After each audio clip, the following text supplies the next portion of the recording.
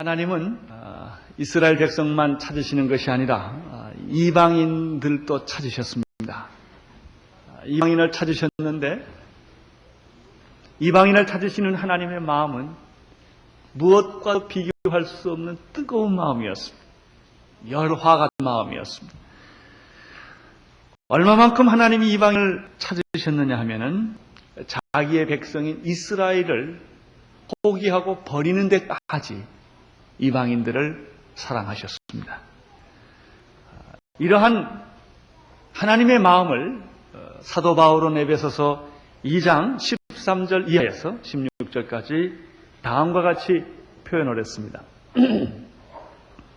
이제는 전에 멀리 있던 너희가 그리스도 예수 안에서 그리스도의 피로 가까워졌느니라. 그는 우리의 화평이신지라.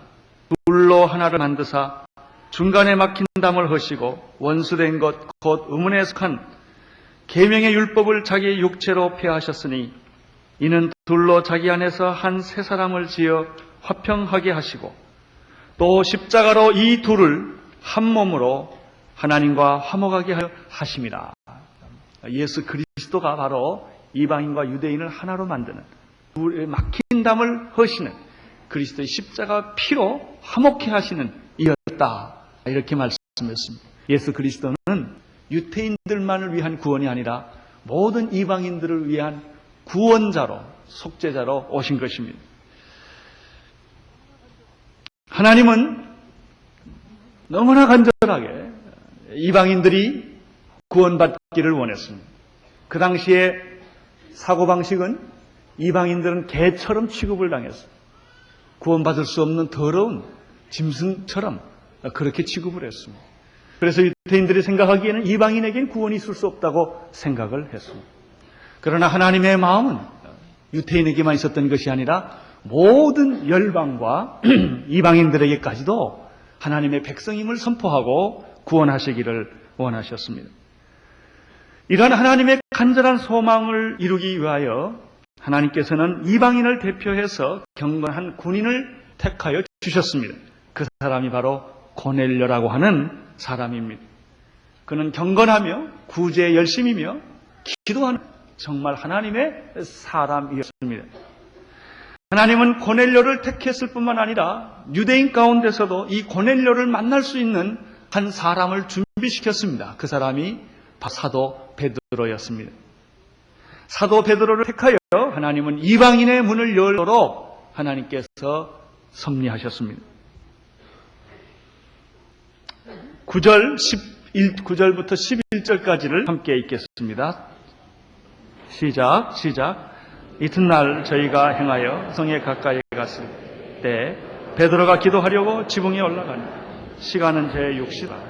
시장하여 먹고자 하며 사람이 준비할 때 비몽사몽간에 하늘이 열리며 한 그릇이 내려오는 걸 보니 큰 보자기 같고 내기를 메어 땅에 드리웠더라. 하나님은 이방인을 구원하기 위하여 베드로에게 환상을 보여주심으로 당신의 뜻을 명확하게 표현하여 주셨습니다. 베드로가 본 환상은 큰 보자기 같은 어떤 한 그릇에 대한 환상이었습니다. 9절에 보면은 베드로가 6시에 정오입니다. 12시쯤에 기도하려고 지붕으로 올라갔다고 말했습니다. 우리나라 지붕은 그냥 이렇게 삼각형 형식으로 생겼지만 유대인의 지붕은 여러분이 아시다시피 지붕이 편편합니다. 성냥밥 같이 생겼습니다.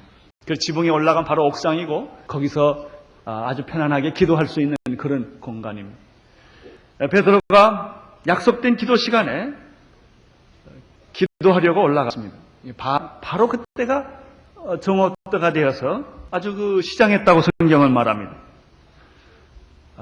음식이 그리워질 때였습니다. 그때 사람들이 베드로를 위해서 음식을 준비를 하고 있는 바로 그 무렵이었습니다. 갑자기 시장해서 음식을 참 생각하고 있었을 때 아마 베드로가 음식을 묵상하고 있지 않았을까도 생각을. 음식 먹고 싶은 바로 그때 또 사람들이 음식을 준비하니까 음식 내가 아마 낫지 않았을까 생각을 합니다. 바로 그때 베드로가 쓰러진 거예요. 일종의 비몽사몽을 간에 그런 쓰러져서 정신을 잃어본 바로 그 순간에 환상을 보았습니다. 환상의 내용에 대해서 우리가 이야기하기 전에 먼저 두 가지 이 본문에 나타난 교훈을 생각할 수가 있습니다. 첫째는 기도할 때 역사가 일어난다는 것입니다. 언제 하나님의 기적이 일어나는가? 언제 하나님의 역사가 일어나는가? 물론 하나님은 반드시 당신의 역사를 이루시다. 언제 하나님이 그 일을 하시는가? 기도할 때입니다. 사람 기도할 때. 베드로에게 아무리 하나님의 계시가 나타나고 싶어도 베드로가 만약 기도하지 않았다면 그 계시와 환상을 보여줄 수가 없었을 것입니다. 마침 베드로는 시간에 맞춰서 기도하고 있었던 사람입니다. 기도할 때 하나님은 베드로의 기도 시간을 이용했다는 것입니다. 베드로를 보면 우리가 베드로의 그 다양한 활동과 그 외적인 모습에 쉽게 우리가 인상을 갖습니다. 생각을 갖게 되는데 사실 베드로는 성령과 능력의 사람, 기적과 이사를 베푸는 사람 이전에 그는 개인적으로 시간을 정해놓고 기도하는 그런 기도의 사람이었다는 것입니다. 예수님을 생각해 보십시오. 우리가 예수님 그러면 갈릴리 해변에서 문둥병을 고쳐주시고 안진병을 일으켜주시고 귀신을 쫓아주시고 또 예수님을 생각하면은 죽은 자를 살리시고 오병이의 기적을 베푸시고 그리고 바다를 잠잠케 하시는 물 위로 걸어오시는 그런 예수님을 생각을 하게 됩니다. 물론 예수님이 그런 분이십니다. 그러나 그 이전에 예수님은 기도하셨던 분입니다. 5,000명을 먹이고도 12강조가 남는 엄청난 기적을 베푸시고 난 다음에 예수님은 군중을 떠나십니다. 제자들을 먼저 보내시고 군중을 떠나서 그는 홀로 개인 시간을 갖습니다. 예수님의 생애는 언제나 하나님과 대면하는 그런 개인적인 경건 시간을 가졌던 것입니다.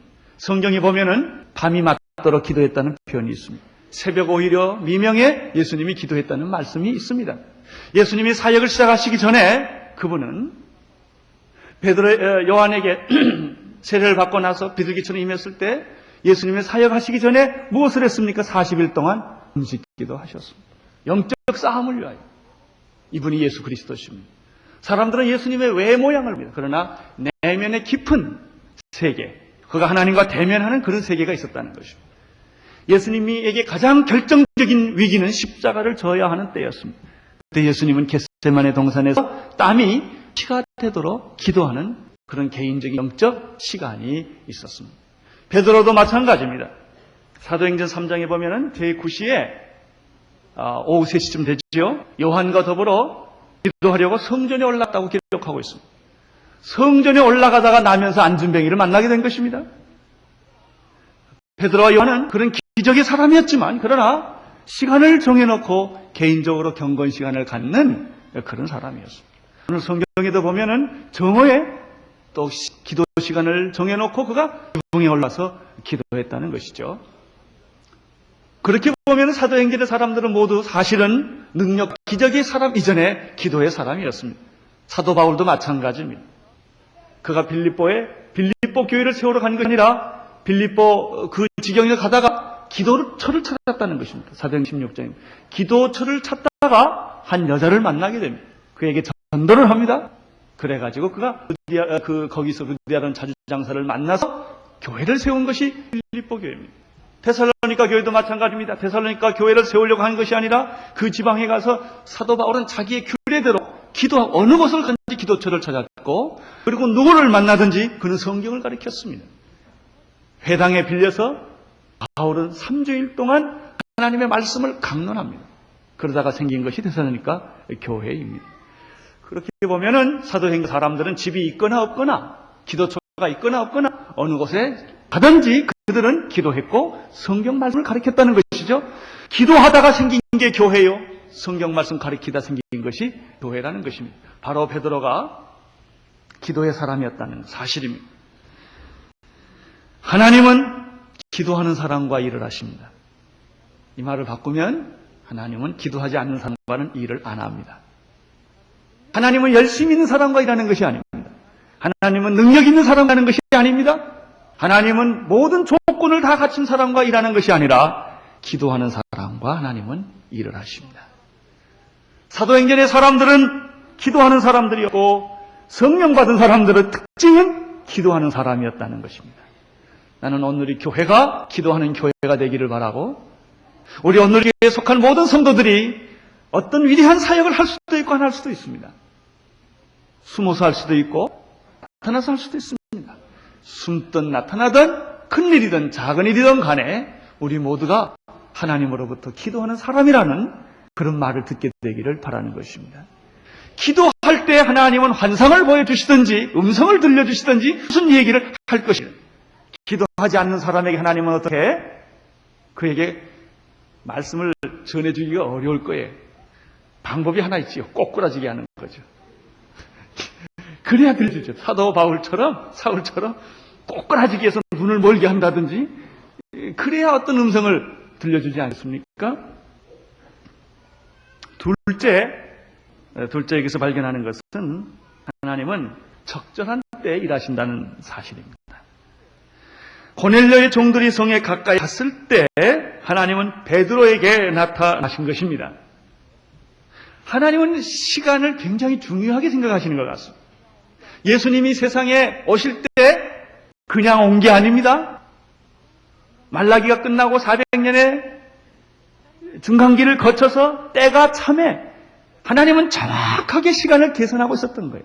때가 참에 예수님이 여자로부터 세상에 태어나게 하신 거죠. 저는 분명히 믿습니다. 예수님이 오실 때가 분명히 있다는 것입니다. 근데 그것은 적당히 그냥 기분 내키면 예수님이 오시는 게 아니라 하나님은 시간을 계산하고 있다는 것이죠. 하나님은 여러분의 시간도 계산하고 계십니다. 여러분 죽을 때 죽으니까 안심하시기를 바랍니다. 함부로 죽지도 않고 일찍 죽지도 않고 늦게 죽지도 않습니다. 꼭 죽을 때 여러분 죽게 될 것입니다. 그러니까 안심하고 열심히 일하시기를 바랍니다. 아프다고 일찍 죽는 것도 아니고 교통사고 났다고 먼저 죽는 것도 아닙니다. 다 죽을 때가 되면 죽고 살 때가 되면 사는 것입니다. 하나님은 자기 때에 일을 하십니다. 하나님은 자기 방법으로 일하십니다. 사람의 때에 하나님이 움직이는 것이 아니라 하나님의 때에 일하시는 것입니다. 믿음을 가진 사람은 때를 아는 사람들입니다.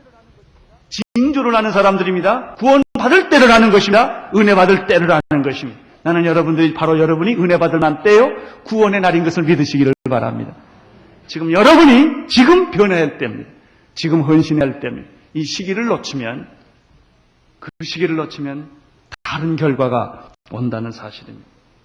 하나님은 이 자기의 때와 자기의 방법을 우리에게 가르쳐 주시는데 어때는 성경 말씀을 읽다가 깨닫게 하십니다. 그래서 꼭 말씀을 읽게 되기를 바랍니다. 말씀을 읽지 않는데 하나님 어떻게 여러분에게 계시하여 주시겠습니까? 여러분이 성경을 읽고 읽다가 그 기록된 말씀을 통하여 하나님은 여러분에게 말씀하시게 될 것입니다. 성경 읽게 되기를 바랍니다.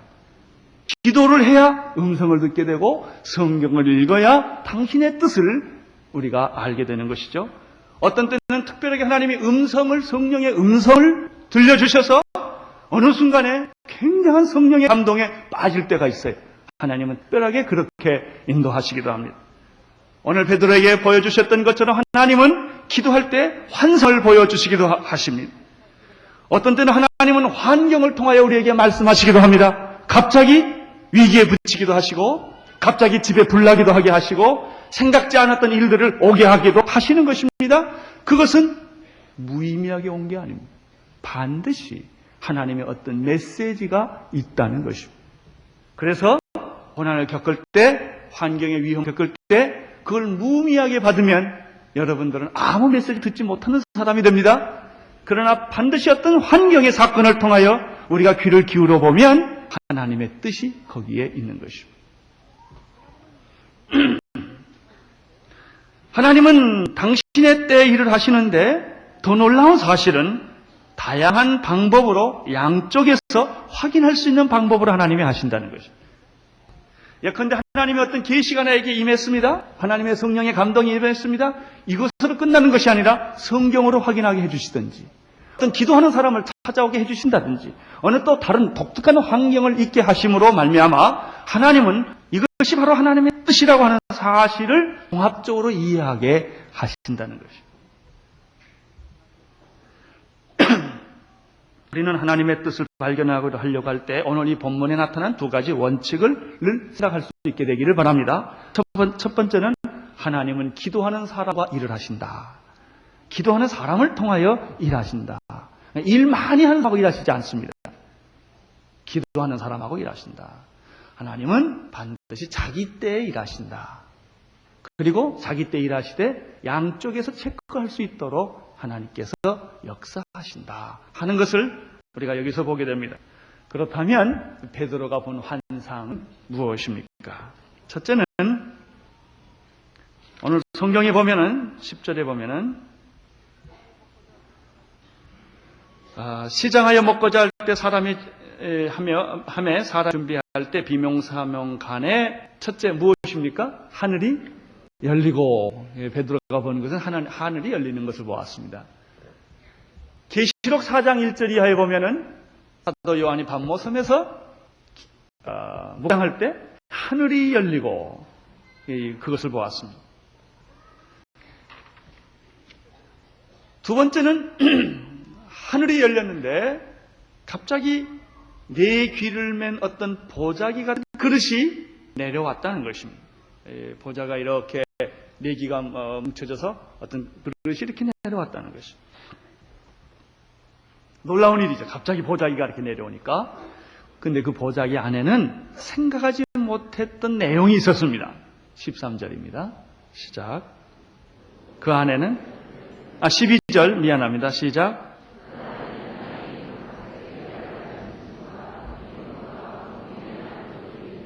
예, 배고픈데 먹지 못할 음식이 있어요.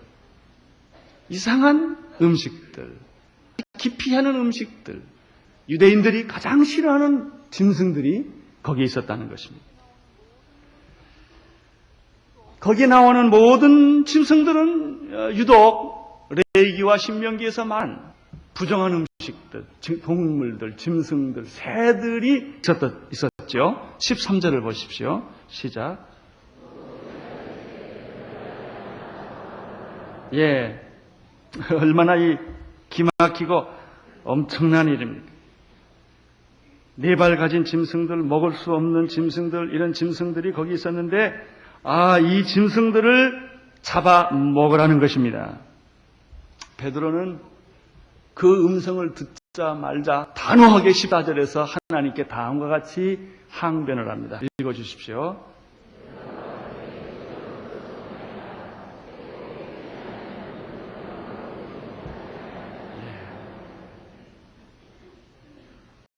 레위기 11장 1절 또 신명기 14장에 보면은 이런 율법이 있습니다.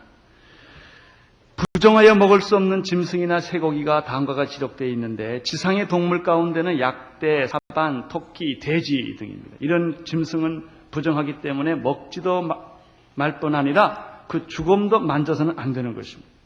바다의 고기 가운데는 지느러미와 비늘이 없는 것은 먹으면 안 됩니다. 하늘에 나는 새 종류 중에는 독수리, 솔개, 어흥, 매 종류, 까마귀 종류, 타조, 다오마스, 갈매기, 새 매종류, 올빼미, 노자, 부엉이, 따오기, 당아, 으롱, 학, 황새, 대승, 박쥐 이런 거 먹으면 안 됩니다. 곤충 중에는 메뚜기, 배짱이, 귀뚜라미, 왜 날개가 있고 기어다니는 것은 다 먹으면 안 됩니다. 땅에 기는 것 중에는 쪽제비, 쥐, 도마뱀, 잼녀, 들면, 석청 등 이거 먹으면 안 됩니다. 그런 게 다 있었다는 것입니다. 근데 하나님이 그걸 잡아 먹으라는 것입니다. 구약에는 그런 것을 먹지 않을 뿐만 아니라 그것을 만지게 되면 옷까지 다 빨아야 합니다. 그 담겼던 그릇은 깨버려야 합니다. 그렇게 살아왔습니다. 근데 하나님이 그걸 먹으라는 것입니다. 베드로가 얼마나 충격을 받았겠습니까? 얼마나 놀랐겠습니까? 아무리 하나님의 명령이라 할지라도 베드로는 순종할 수가 없었습니다. 그러고 보면 베드로는 대단한 사람입니다. 오늘 여기 나타날 메시지는 무엇입니까? 왜 이런 더 거룩하지 않는 부정한 짐승들을 보여주시고 그걸 먹으라고 하신 것입니다. 바로 여기 나타난 더러운 부정한 짐승들이 바로 이방인들을 의미하는 것입니다.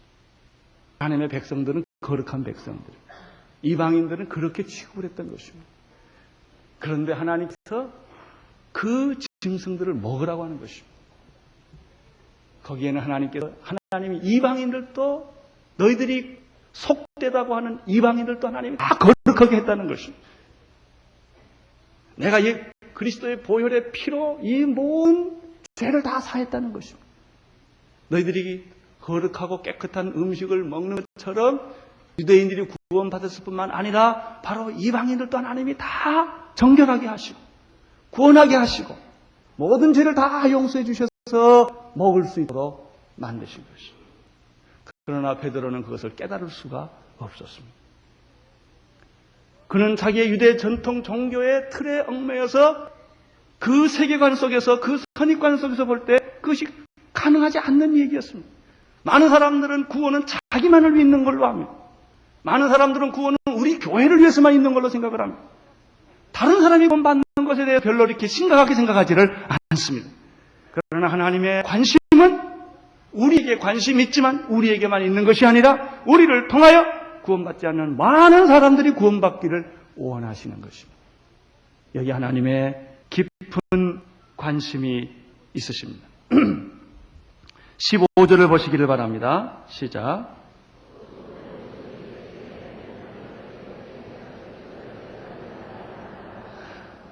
보자기가 한 번 왔습니다. 베드로가 이해할 수가 없었습니다. 나는 절대로 이 더러운 것들, 거룩하지 않는 것을 나는 먹을 일도 없고 먹을 수도 없습니다. 보자기가 또 내려왔습니다. 먹으라 그래요. 베드로가 못 먹습니다. 그때 하나님의 음성이 들립니다. 하나님께서 깨끗게 하신 것을 내가 속되다 하지 말라. 하나님 물론 이것이 더러운 부정한 짐승이었습니다. 하나님이 그런데 깨끗하게 하셨습니다. 우리는 구원받을 수 없는 죄인들이었습니다. 그러나 하나님께서 우리를 깨끗게 하셨습니다. 우리를 구원받을 수 있는 하나님의 자녀로 만들어 주신 것입니다. 하나님은 말씀하셨습니다. 하나님이 깨끗게 하신 것을 왜 내가 속되다고 하느냐? 16절을 보십시오. 이런 일이 몇 번 있었다고 그랬습니다. 3번이나 반복해서 있었다고 말했습니다. 3번을 반복했다는 뜻은 무엇입니까? 하나님의 뜻과 의지가 확정적이라는 뜻입니다.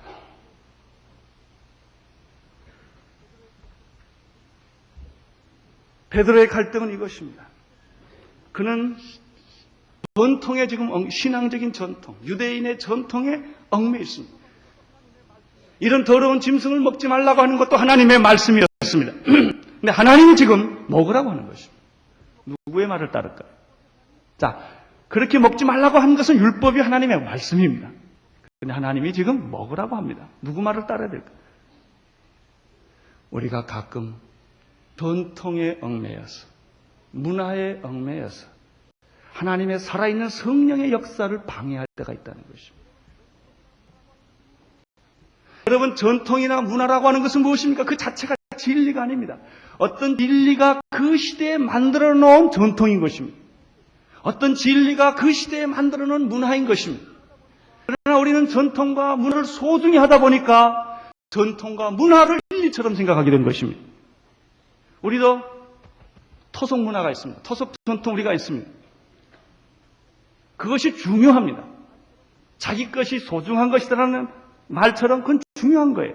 자기 것을 모르면 안 됩니다. 그러나 그것이 우상이 되어서는 안 된다는 것입니다.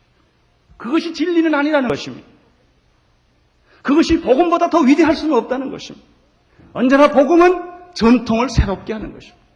복음은 전통을 깨버리고 더 놀라운 진리로 우리를 이끌어 간다는 것입니다. 우리가 복음을 전할 때는 문화적이어야 합니다. 그러나 문화에 노예되어서는 안 된다는 것입니다. 요즘 특별히 텔레비전을 보면은 너무나 미신적인 게 많습니다. 온갖 무당들 다 불러냅니다. 거기서 무슨 이상한 마술을 다 합니다. 그래서 굉장히 요즘에 그런 문제가 많아진 것을 우리는 우려하지 않을 수가 없습니다. 그렇게 사람들을 이상한 전통 문화라는 이름으로 그렇게 끌고 가는 것입니다. 그렇게 하는 것이 나라를 사랑하는 것이고 올바른 것처럼 생각합니다. 물론 전통과 문화는 굉장히 중요합니다. 우리가 그 뿌리에서 자랐기 때문에. 그러나 그것을 초월할 수 있어야 합니다. 진리로 갈 수 있어야 합니다. 바로 베드로가 가지고 있던 고민이 그것이었습니다. 전통적으로 생각하면 먹을 수가 없습니다. 그러나 복음은 그 전통을 깨뜨리고 유대인의 벽을 깨뜨리고 민족주의의 벽을 깨뜨리고 세계로 나가기를 원하시는 것입니다.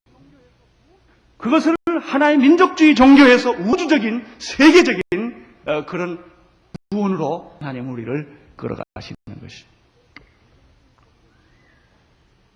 바리새인들이 이 고민을 많이 했습니다.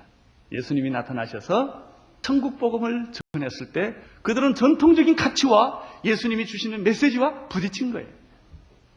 우리가 오늘날 교회에서 오래 살아오신 분들이 바로 이런 딜레마에 빠져 있는 것입니다. 성령의 놀라운 역사들이 이럴 때 이것을 받아들여야 되느냐 받아들이지 않느냐, 전통 속에 머물러야 되느냐 새로운 성령의 역사에 우리가 적극적으로 참여해야 되느냐 하는 두 가지 갈등이 똑같이 갖게 되는 것입니다. 전통은 소중합니다. 문화도 소중합니다. 그래서 전통으로 우리 문화적인 그런 방법을 사용해야 합니다. 그러나 하나님은 전통 안에 갇히지 않는다는 사실. 많은 사람들은 하나님이 자기의 전통 안에 있기를 바랍니다. 자기식으로 하나님이 존재하기를 바랍니다. 하나님은 자기 문화 속에 존재하기를 바라는 것입니다. 그러나 하나님은 문화 안에 계실 수가 없는 분이십니다. 하나님은 문화를 만드시는 분이시지 인간이 만든 전통이나 문화 안에 하나님이 계시지 않는다는 것입니다. 바리새인들은 안식일 문제 가지고 고민을 했습니다. 안식일은 거룩한 날이니 너희들이 거룩하게 지켜라. 그래서 사람들은 그 안식일 지키를 어떻게 지키는 것이 거룩한 것이냐? 그들은 바느질을 2번 하면은 죄가 아니고 3번 하면 노동이다. 그렇게 다 만들어 놨습니다. 몇 킬로까지 가면은 그것은 죄가 안 되고 몇 킬로 이상 가면 그건 노동이다. 글자를 2자 읽은 건 괜찮은데 3자 읽으면 안 된다. 그건 공부하는 것이다. 그건 거룩한 날을 거스리는 것이다. 이렇게 사람들이 다 자기 나름대로 율법을 600몇 가지를 만들어 놨습니다. 그걸 잘 지키면 예수 잘 믿는 사람이고 하나님 잘 믿는 사람이고 그걸 안 지키는 사람은 안 된단 말이죠. 예수님이 안식일에 사람을 고쳤습니다. 그건 노동한 거예요. 사람을 고친 것, 죽을 사람을 살린 것에 대한 관심이 없고 율법에 관심이 있었고 전통에 관심이 있었습니다. 예수님과 바리새인이 부딪히기 시작을 했습니다. 헌금의 문제도 마찬가지입니다. 기도하는 문제도 마찬가지입니다. 모든 문제가 다 걸린 거예요. 분명히 예수님이 하신 것이 옳긴 옳은데 전통적인 생각에서 보니까 이게 다 부딪히는 겁니다. 누구를 따라야 합니까? 하나님께서 구약에 이렇게 이런 음식들은 먹지 말라고 하셨지만은 아니 하나님께서 고치신다는데 먹으라고 그러는데 누가 그거를 말릴 자가 어디 있습니까? 베드로가 여기에서 깊은 생각을 하게 됩니다. 하나님의 관심은 이방인들이 구원받는 것입니다. 부정하여 먹을 수 없는 짐승 같은 그런 이방인들이지만 그 음식을 하나님이 깨끗하게 만들어 주신 것처럼 모든 이방인들을 하나님의 백성으로 자녀로 깨끗하게 예수 그리스도의 피로 구원해 주셨다는 사실입니다. 그래서 그 음식을 먹을 뿐만 아니라 이제 유대주의 안에 머물지 않고 예루살렘에 머물지 않고 이 복음이 나가기를 바라는 것입니다. 하나님은 오늘의 교회에게도 그렇게 하시기를 원하십니다. 오늘의 교회를 이렇게 부흥시켜 주신 것은 너희들끼리 잘 먹고 친하게 잘 살고 여러분끼리 왕국을 만들려고 하나님이 여기 부흥시켜 준 것이 아니라는 것입니다. 우리에게 오늘 하나님께서 헌금도 주시고 사랑도 주시고 방법도 주시고 비전도 주시고 능력도 주신 것은 우리들이 받은 이 은혜를 가지고 나가서 나누어 주라고 하는 하나님의 거룩한 명령이 우리 안에 있는 것입니다. 예수 그리스도의 복음은 여러분에게 있지만 여러분에게서 끝나기를 원하지 않습니다. 여러분을 통하여 여러분의 학교에, 여러분의 직장에, 여러분의 일터에 살아계신 예수 그리스도의 놀라운 사랑과 능력이 나타나기를 하나님은 원하십니다. 탕자의 비유를 선교적인 각도에서 생각을 해보면 큰 아들은 유태인과 같고 큰 아들은 예수 믿는 사람과 같습니다. 둘째 아들은 이방인과 같고 둘째 아들은 예수 믿지 않는 백성들이며 하나님께서 둘째 아들이 돌아오시기를 기다리는 것입니다. 큰 아들도 그 마음을 갖게 되기를 바랍니다. 그러나 큰 아들은 그 마음을 갖지를 못했습니다. 둘째 아들이 돌아오는 것에 대해서 분노를 했습니다. 나는 하나님을 위해서 이렇게 헌신을 했는데 저렇게 집안의 돈을 다 가져가서 사랑방탕한 자식을 이렇게 환영하는 것에 대해서 첫째 아들이 분노를 했습니다. 하나님이 몹시 마음이 상했던 기록을 우리가 보게 됩니다. 오늘 교회가 많은 사역을 합니다. 오늘 교회가 많은 축복을 받고 하나님의 일을 하려고 합니다. 그러나 잘 생각하셔야 합니다. 사역 자체를 위해 사역이 존재하지 않습니다. 또 일하다 보면 사람들 대개 정부 관리들이 그런 거죠. 나라보다는 자기가 중요해요. 그래서 언제나 사역자를 위해서 사역이 필요할 때가 있어요. 그 사람 월급 주기 위해서 일이 필요한 거예요. 그래서 자기가 쫓겨나간다든지 자기가 다치게 되면은 법을 바꾸든다든지 환경을 바꿔버리는 거예요. 그 사역은 그 사람을 위해 있는 게 아닙니다. 그 사역은 사역 자체를 위해 있는 것도 아닙니다. 우리가 교회에서 왜 사역을 합니까? 사역의 주인이신 예수 그리스도를 위해서 하는 것. 그분의 영광을 위하여 일을 하는 것이 사역의 본질적인 목적입니다. 17절, 18절을 함께 읽도록 하겠습니다. 시작.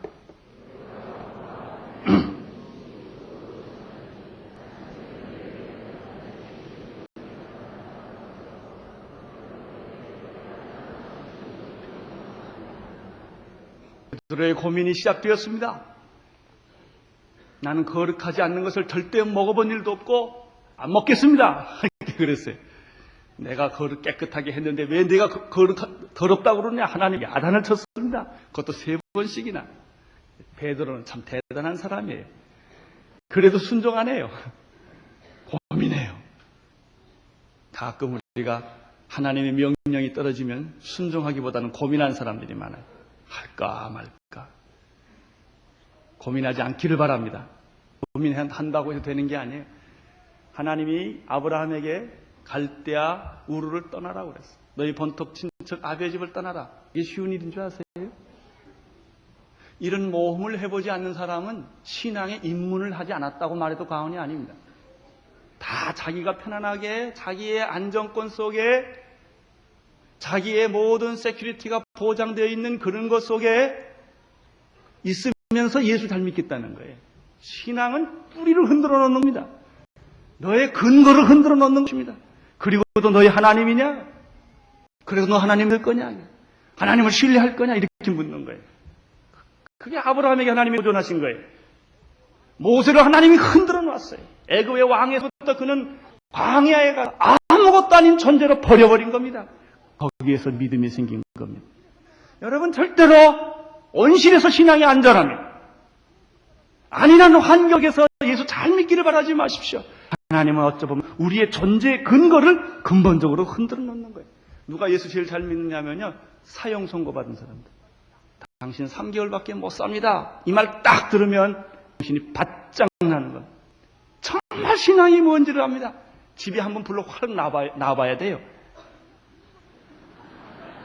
그래야 근거를 흔들어 놔야 하나님하고 나하고 1대1로 대결을 하는 거예요. 모든 거 다 돼 있고 은행에 돈이 있고 집이 있고 직장이 있고 백이 있고 전부 사람들이 사건이 탁 터지면 제일 먼저 하나님 안 찾고 뱅부터 찾잖아요. 자기 도와줄 사람 쫙 찾고 돈 찾고 이래가지고 일 해결하지 않습니까? 거기에 무슨 신앙이 있어요? 거기서 무슨 하나님을 의지하는 거예요? 없다고요.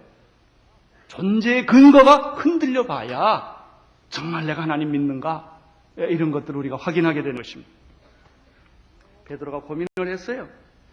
바로 고민하는 바로 그때 고민이 한참 시작됐던 그때 자기 집에 노크 소리가 들린 거예요. 그때는 초인종이 없었겠지만 누가 찾아왔습니다. 고넬료의 종이 찾아온 거예요. 여기서 우리는 하나님의 성령의 역사가 얼마나 절묘하다는 것을 느끼게 됩니다. 신앙이란 이런 긴장감에 다 되는 것 같으나 결정적인 순간이 안 되고요. 안 될 것 같은데 결정적인 순간이 되는 거고요. 이런 그냥 불꽃 튀기는 이런 긴장감 속에 사는 게 이게 예수 믿는 겁니다. 이게. 그런 것도 없이 무슨 재미로 예수 믿습니까? 이 성령의 역사가 막 살아 움직이는 거예요. 성령의 역사는 그게 교과서적인 것이 아닙니다. 내가 죽느냐 사느냐 정말 내가 모든 걸 다 잃어버리느냐? 이런 절대 위기 속에서도 하나님의 신실함을 믿으면서, 그게 바로 요셉 아닙니까? 감옥에 들어가고 그 우물 속에 들어가고 그냥 오해를 받고 고난을 겪고, 그러면서도 하나님이 절묘하게 그때마다 길을 열어주시고, 바로 이런 겁니다. 이런 것의 연속이에요. 주님 갈 때까지 이게 계속되는 거예요. 그래서 우리가 기도하지 않을 수가 없는 거예요. 바로 이런 것들을 여기서 봅니다. 절묘하게 바로 베드로가 심각하게 고민할 때 사람이 찾아온 거예요. 사람이 찾아왔습니다. 베드로가 그 사람을 맞이하러 바로 나가려는 바로 그 순간에 성령님께서 베드로에게 음성을 들려줍니다. 19절입니다. 19절 시작.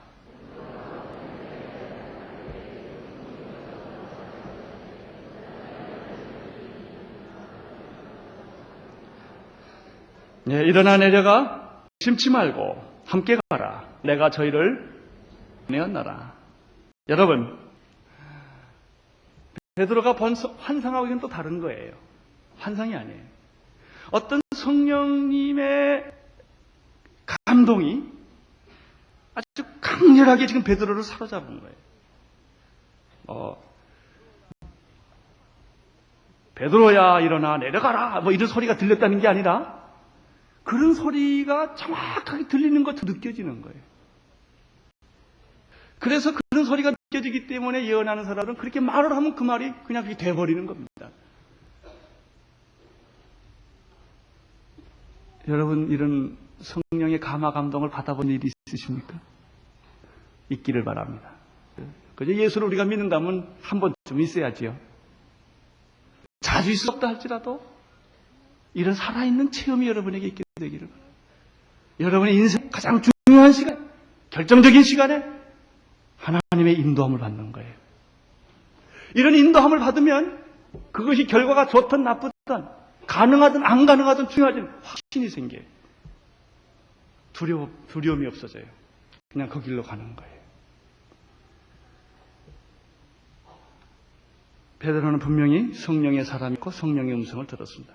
자주 들었다 이렇게 말할 수는 없지만 중요하고 결정적인 시간에 성령의 인도함이 있었다는 것이죠.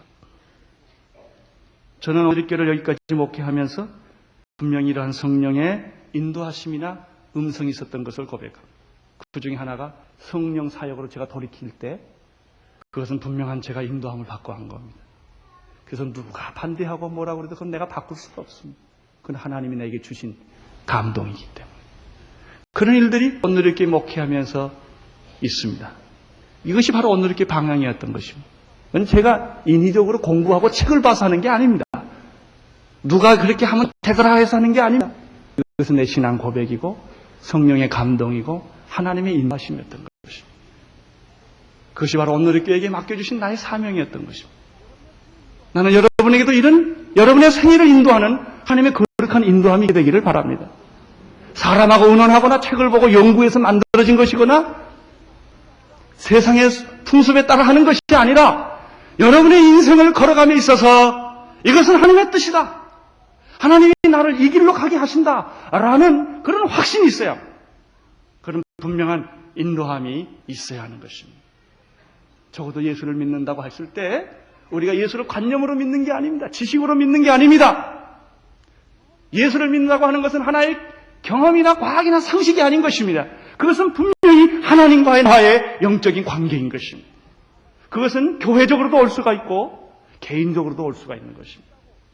그런 것들이 자주 있다고 말할 수도 있겠지만, 그러나 여러분의 생에 결정적이고 중요한 인생의 가장 큰 길은 하나님이 친인도하신다는 사실입니다. 큰 결정들, 중요한 결정들. 그것을 위해서 우리가 너무나 기도하는 시간을 안 가졌다는 데 문제가 있습니다. 하나님의 음성을 안 들려줬다는 데 문제가 있는 것이 아니라 여러분이 그것을 위해서 무릎을 꿇고 기도를 하고 금식을 하고 기다리는 그런 시간이 너무나 약하다는 데 문제가 있는 것입니다. 한번 해보십시오. 그런 시간을 가져보십시오. 결사적으로 심혈을 기울여서 하나님이 여러분에게 역사하실 것입니다.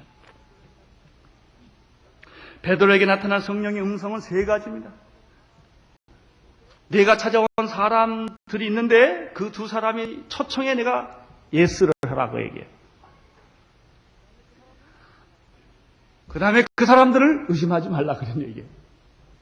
그리고 그 사람들은 내가 보내다. 그런 내용입니다. 21절과 22절을 보시기를 바랍니다. 시작.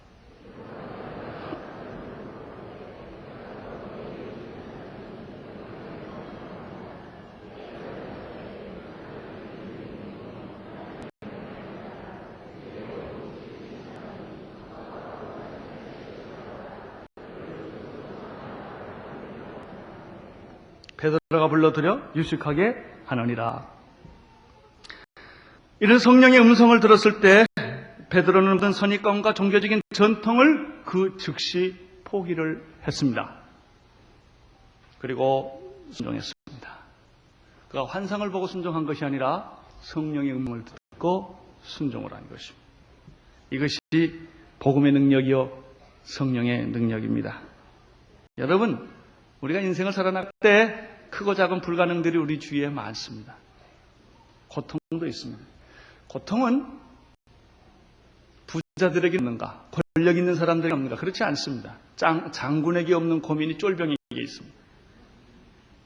쫄병이 없는 고민이 장군에게 있습니다. 쫄병은 감히 상상 못하는 고민이 장군에게 있습니다. 부자에게 없는 고민이 가난한 자들에게 있습니다. 돈이 없는 고민에. 동시에 가난한 자들에게 없는 고민이 부자들에게 있습니다. 가난한 자들은 없는 가운데 행복할 수가 있지만 부자들 가운데 행복한 분이 별로 많지 않습니다. 다 사람은 그 나름대로 하나님 앞에서 해결받아야 할 문제들을 가지고 있어요. 지성인은 지성인식으로 고민이 있고 무식한 사람은 무식한 식으로 고민이 있을 뿐이에요. 똑같아요. 다 하나님이 필요해요.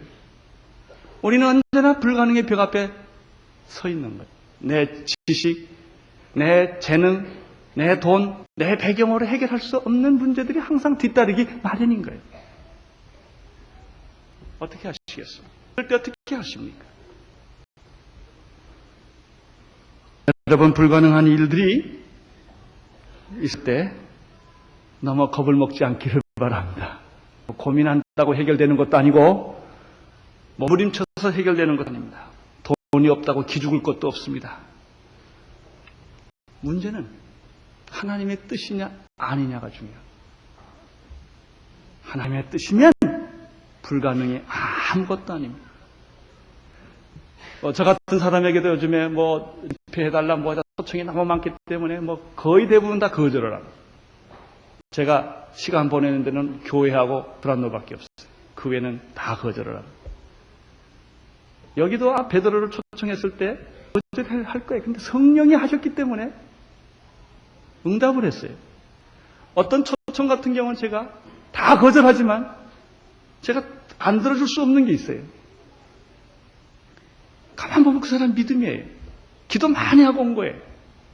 그러면 아내가 다 자르죠. 비서가 다 자르죠. 그래서 구멍 빠져 싹 나가서 설교하고 와요. 하나님의 성령이 어떻게 시킬 때는 거절할 수가 없어요. 이 법으로 막아지지가 않아요. 여러분, 구하면 봐라, 열 것이요. 찾으라, 찾게 될 것이요. 두드리라, 열리게 될 것이다. 하나님의 뜻이면 밀고 나가세요. 그럼 돼요. 안 되는 일이 어디 있어요? 하나님의 뜻인데. 안 된들 상관없어요. 안 돼도 상관이 없어요. 그냥 가는 거예요. 하나님의 뜻입니다. 성령의 역사가 이렇게 나탔던 것입니다. 두려워하지 마십시오. 불가능 앞에 좌절하지 마십시오. 믿고 기도하고 이게 하나님의 뜻이고 하나님이 기뻐하는 일이라면 어린아이같이 여리고를 향하여 돌진하십시오. 그때 하나님의 군대 장관이 여러분을 인도하시게 될 것입니다. 또 하나 놀라운 사실은 여기서 굉장히 재미있는 거 하나 봅니다. 종들의 태도입니다. 이 종들이 말이죠. 종들이 베드로에게 무슨 말을 합니까? 저희가 대답하되 뭐라고 그랬죠? 백부장 고넬료는 의인이요 하나님을 경외하는 자라. 유대 온 족속이 칭찬하더니 저가 거룩한 천사의 지시를 받아 너를 그 집으로 청하여 말을 들으려 하느니라. 자, 여기서 보면 가만 보십시오. 이 종들이요, 얼마나 자부심이 있습니다. 아주 겸손하면서도 그 자기가 하는 일에 대한 굉장히 자부심이 있는 걸 봅니다. 이 종들에게서 나는 자유함을 봅니다. 참 놀라운 일이에요. 대부분의 가정이나 직장의 문제는 무엇입니까? 같이 살고 함께 일하는데 서로 피차 존경하지 못하고 신뢰하지 않기 때문에 생기는 문제입니다. 여러분, 상사를 이렇게 존경합니까? 그분 왔다야. 난 정말 그분을 위해서 뭐든지 하고 싶어. 그러면 무슨 일이 돼도 피곤치 않은 법입니다. 나는 모든 아내가, 우리 남편은 보증수표야. 내가 살아봤는데 분명히 괜찮아, 좋아. 이 말을 들으면 그 부인은 무슨 고생을 해도 행복합니다. 근데 아무리 돈을 갖다 주고 옷을 사다 주고 반지를 다 줘도 이 신뢰가 무너지면 피곤한 거예요. 나는 여러분의 아내가 그런 사람이기를 바랍니다. 남편들이 생각하기를 내 와이프는 어떤 상황에서 나를 믿는다. 이게 있어야 합니다. 이게 부부입니다. 내가 일하는 직장의 상사가 그분은 의인이요. 여기 이 사람들이 그랬잖아요. 고넬료는 의인이요, 하나님을 경외하는 자요, 온유의 칭찬을 받는 사람이요, 그는 천사의 음성까지 듣는 사람이다. 아니, 종이 이렇게 신뢰하면 그때는 더 이상 물질적 관계가 아니에요. 대부분의 사람들은 돈 줘서 고용해서 그런 관계지 그런 사랑과 존경의 관계가 아니라는 것입니다. 그렇기 때문에 피곤한 거예요.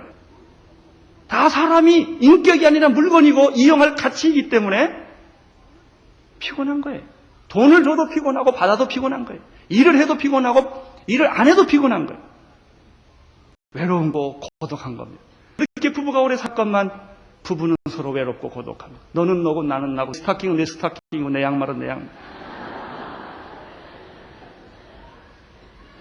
그러나 서로 신뢰하고 존경하고 믿어줄 때, 내 남편은 이런 사람입니다. 내가 남편을 위해서 무슨 일을 못하겠습니까? 도둑질도 하지요. 이렇게 돼야 됩니다. 이렇게. 이 종에게서 그걸 봅니다.